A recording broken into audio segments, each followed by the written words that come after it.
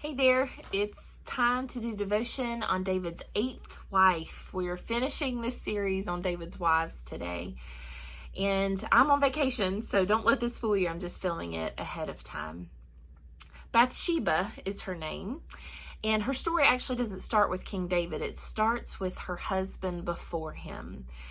Uriah was one of David's elite soldiers. He was one of David's mighty men, and he had been there from the very beginning and supported David with everything that he had.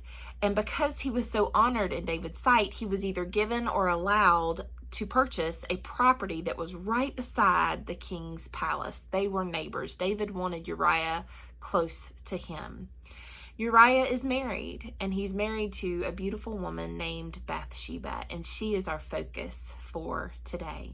Her first appearance takes place in 2 Samuel chapter 11, so I hope you'll turn there with me as we begin to study her story. So 2 Samuel chapter 11, verse 1. In the spring of the year, the time when kings go out to battle, David sent Joab, his commander, and his servants with him, and all Israel. And they ravaged the Ammonites and besieged Rabbah, but David remained at Jerusalem. The last part of that sentence is pretty crucial. David, a warrior, typically went out on battles with his men. But for whatever reason, maybe he's getting older, I don't know, but for whatever reason, he doesn't go with him this time. He should have, because he gets in trouble back home. He should have been with his men, but he wasn't. Verse 2, it happened late one afternoon when David arose from his couch and was walking on the roof of the king's house that he saw from the roof a woman bathing, and the woman was very beautiful. He should have stopped there. If David had averted his eyes and tried to distract himself and treated her with the respect that God asks us to treat people when we find them in compromising positions, he wouldn't have continued to get himself in trouble. But he didn't stop with the sight. He pursued the thought. Verse 3, and David sent and inquired about the woman, and one said, is not this Bathsheba, the daughter of Eliam, the wife of Uriah the Hittite? So he didn't stop with the thought. He even pursued an action on it. He started to ask about her. Who is that woman that lives in that house? Who is she? And when told that it was Uriah's wife, he didn't even stop there. All these fences going up before David saying, stop your thought, stop your talk. Now he's pursuing those thoughts and that talk and that information about her, which is not good. Verse 4, so David sent messengers and took her, and she came to him, and he lay with her. She had been purifying herself from her uncleanness, and then she returned to her house. And the woman conceived, and she sent and told David, I am pregnant. So he didn't stop the view. He didn't stop the thoughts. He didn't stop the talk.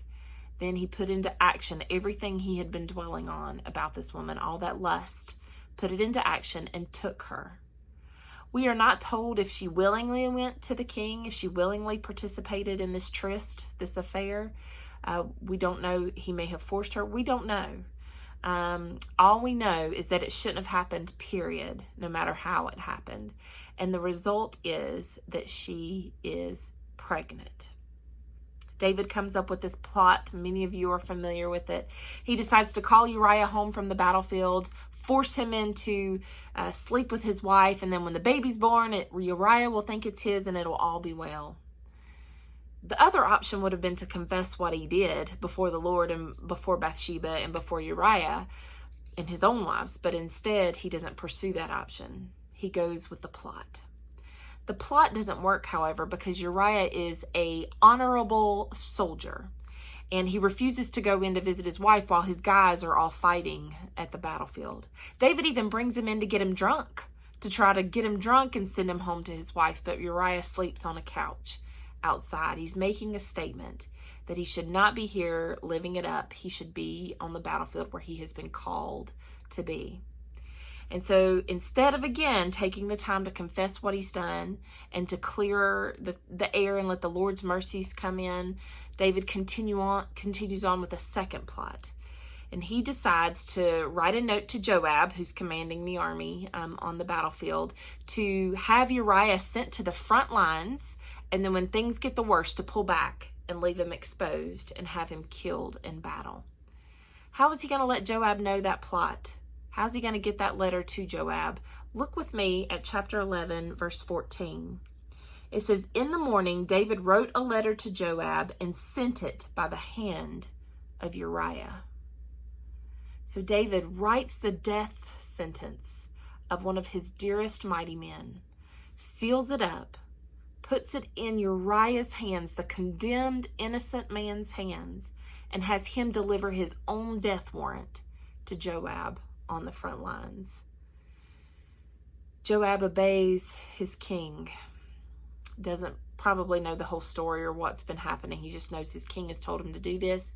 He does it, and unfortunately for Uriah, for Bathsheba, and for David, this plot is successful, and Uriah is killed on the battlefield. We don't know what Bathsheba's, all her feelings about this are. She probably loved Uriah. He was her husband, and she's been either forced or taken or sinned with King David having sex. She's pregnant, trying to figure out what to do with that, and then she gets word that her husband has died on the battlefield. But her reaction is telling. Look in chapter 11, verse 26. It says, "While the wife of Uriah heard that Uriah, her husband, was dead, she lamented over her husband." So she is heartbroken that he is dead. Now David gets what he wants, right? Look at verse 27. "And when the mourning was over, David sent and brought her to his house, and she became his wife and bore him a son. But the thing that David had done displeased the Lord." For real. Not a good situation. And he doesn't repent. There's no sorrow of heart. He simply plows on with his plot. And the Lord is not pleased with that. The prophet Nathan, who is David's godly man, who hangs around, gets wind of this, what David has done. Of course, rumors fly anytime you make a choice to do things like that. And Nathan gets wind of it, and he knows that he needs to go in and confront King David about this. Now, this could be deadly for Nathan, to confront his king with a sin and to call him out. But Nathan knows and loves David enough that he knows he has to go and confront him with this sin and remind him who he is supposed to be in the Lord. And so in chapter 12, it tells us that he goes in to visit the king, and he tells him a story. He says that there was a rich man who had lots of sheep and lots of lambs, and then there was a poor man who had one little baby ewe lamb. And he loved that little lamb, and he kept him close, and it was a pet and a member of the family. But then the rich man comes in, who has plenty of sheep to choose from, and decides to kill one for slaughter to eat.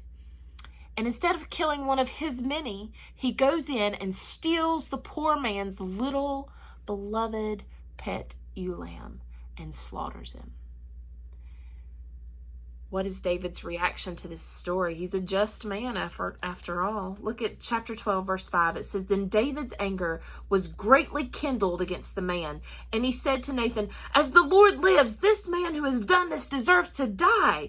And he shall restore the lamb fourfold because he did this thing and because he had no pity.'"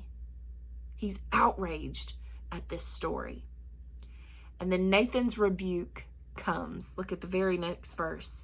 Verse 7, "Nathan said to David, 'You are the man.'" Goodness gracious. You did it, David. Not with lambs, but with wives, with women. You have 7 wives in your household. Uriah had one beloved wife. And you stole Uriah's wife and added her to your collection. You are the man that did this. And they continue on to have a discussion. And then finally in verse 13, if you skip down, is where David utters the words that God has been waiting on. It says, "David said to Nathan, 'I have sinned against the Lord.'" He is truly repentant for what he has done. And Nathan said to David, the Lord also has put away your sin. You shall not die. Nathan gives him the words back of, okay, God's not going to kill you for this. But God's judgment is coming. It is coming, and it is a heartbreaking judgment. Because what happens is this baby that is born, this baby boy that is born between David and Bathsheba dies. The Lord allows it to die, to get sick and die. It's the part of the judgment that David wasn't counting on, that his sin would affect no one but himself. But it did. And the middle of chapter 12 is a heart-wrenching story of David's grief and prayers over the healing and then death of his son. And it's heartbreaking, but Bathsheba is nowhere mentioned. What was she feeling? What was this woman feeling who had a husband that she loved and then had sex with the king one way or the other, and then conceived a baby and then birthed a baby, and then now it has died. It has died and she is broken. We don't know. We're not told. I can't imagine. But God's judgment doesn't last forever. Look at chapter 12, verse 24. Then David comforted his wife Bathsheba, this is after his repentance, and went in to her and lay with her, and she bore a son, and he called his name Solomon, and the Lord loved him. I love that last statement. God's mercies are new. And while she is grieving the death of her first husband and her whole situation, and while she is grieving the fact that she is stuck in this place, God gives her a new son, and the Lord loves him, and his name is Solomon. Here's where we're going to return to the story from the devotion on Haggith, one of David's other wives. You can look it up at another time, but the stories kind of interconnect here. So you have to understand Bathsheba's position in David's household. There are 7 wives before her. Some of them are bitter. Some of them are going through things themselves. And she is the 8th wife. So she is the lowliest of wives in David's household. She is the lesser one. And her children would automatically be the lesser children as well. She's also known as probably the stolen wife, right? And the one who had God's judgment pronounced on her own son. So she's got a lot of strikes against her in this house where there is no queen. There's so many wives. Again, we talked about that being David's sin, that there is no queen, only a whole bunch of women that probably think they are or they should be. So now we're going to skip to 1 Kings because there in chapter 1, we have similar passages from last week. Remember that David is dying and he's having circulatory problems. And so he brings in this woman named Abishag to keep him warm at night. They don't have sex or anything. Hopefully David, with all this mess with Bathsheba, learned that that's enough of that. But Abishag is keeping the king warm at night. In the meantime, David's oldest eligible son, his name is Adonijah, son of Haggith, wants to go ahead and take over the crown for himself. He wants to be the heir presumptive, and he's the oldest eligible son, so that makes sense. So he throws this party to crown himself. And Bathsheba and good old Nathan, the prophet, get wind of this party going on. So they rush into the king's chamber and they tell him, you've got to proclaim Solomon as king. That's who the Lord has said will be king. You need to do this. You need to proclaim this. You have to do it. And so David does. He proclaims Bathsheba's son, Solomon, as the next king of Israel. Adonijah's party's broken up. It kind of fizzles. Man, bummer. He's brought before his brother Solomon. And Bathsheba's son Solomon shows his brother mercy, which is precious and good to hear that she is raising that kind of son who would give his brother mercy for an offense that he could have been killed for. David dies, and here we have Bathsheba, a widow twice over. Solomon, her son, is established as king, and he cares well for his mother. Other women would have been left destitute, but Solomon has such high honor for his mother, and you can tell that by the way he greets her when she walks into a room. Skip ahead to 1 Kings, chapter 2. Let's go to verse 19. We're going to start. It says, and the king rose to meet her, and bowed down to her. Then he sat on his throne and had a seat brought for the king's mother, and she sat on his right. And then she said, I have one small request to make of you. Do not refuse me. And the king said to her, make your request, my mother, for I will not refuse you. He holds her in such high esteem. I can't imagine Jake Fox treating me like that. Maybe one day when he's older, I don't know. Maybe Solomon when he was a teenager wasn't so great. I don't know.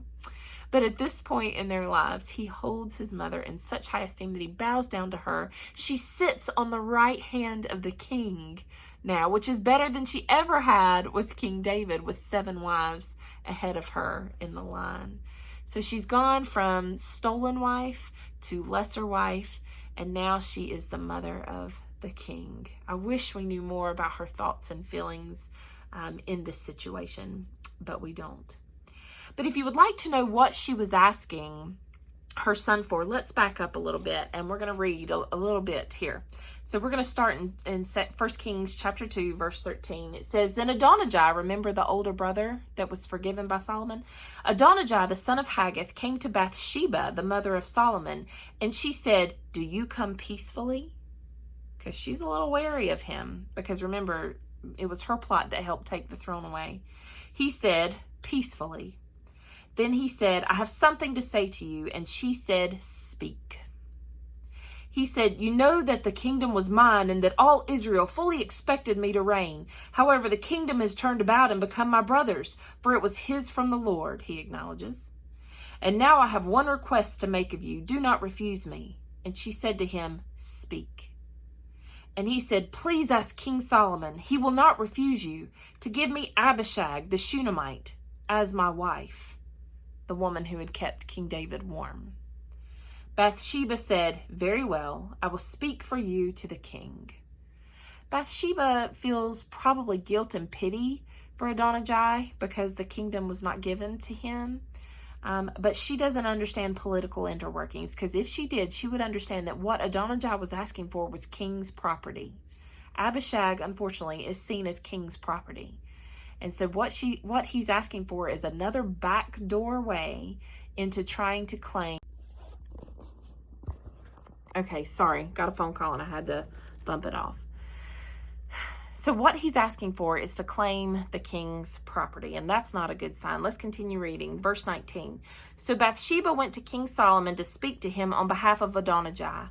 And the king rose to meet her and bowed down to her and sat on his throne and had a seat brought for the king's mother, and she sat on his right. Then she said, I have one small request to make of you. Do not refuse me. And the king said to her, Make your request, my mother, for I will not refuse you. That's where we stopped last time. She said, Let Abishag the Shunammite be given to Adonijah, your brother, as his wife.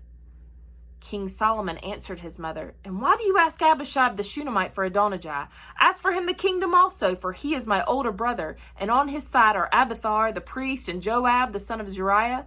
Then King Solomon swore by the Lord, saying, God, do so to me, and more also, if this word does not cost Adonijah his life. And therefore, as the Lord lives, who has established me and placed me on the throne of David my father, and who has made me a house as he promised, Adonijah shall be put to death today. So King Solomon sent Benaiah the son of Jehoiada, and he struck him down, and he died. So that is how Adonijah's life ended. And that was Solomon saying, I showed you mercy once, but this second time, when you've come into my mother's house and you've begged her to help you and you snuck in and now you're sneakingly asking for my property, I cannot give you mercy anymore. And so he has his brother killed for it. So 2 Chronicles tells us that David and Bathsheba had 4 sons, actually. You know the one, Solomon. Most people do know him. But they had 4 altogether. Solomon, of course, was the first. The second was Shobab, which we don't know much about. The third was Shemuah, which we also don't know about. But there was a 4th son. I don't know their birth order. But there was a 4th son. And I wanted to share with you his name because it's very telling. Their 4th son, Solomon's brother, was named Nathan.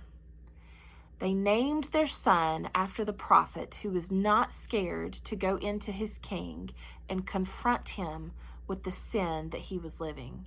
They named their son after the prophet who loved David enough to say, this is not right. What you're doing is not right under any circumstances. Bathsheba named her son Nathan.